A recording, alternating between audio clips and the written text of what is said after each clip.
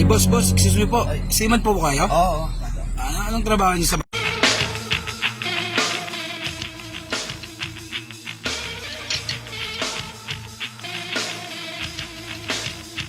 barko, boss? Taga-tapal.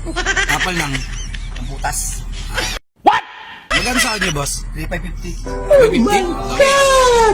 Ayos ba? Ayos ba sa barko? Ayos na, makaso nga lang eh. Gada butas sa tapala mo. Yun ba? Yun ba yung trabaho mo? Oo. Pero okay naman. Okay naman. Nakakalaos din. Nakakala ko Nakakalaos. sa makay paano. Sige, boss. Salamat ha. Salamat. Salamat. A few moments later. Ay, boss. Asan ba yung barko nyo? Ito sir. Namin na. Oh shit! Mahal kayo yan eh. Kada butas, tatapalan ko pa.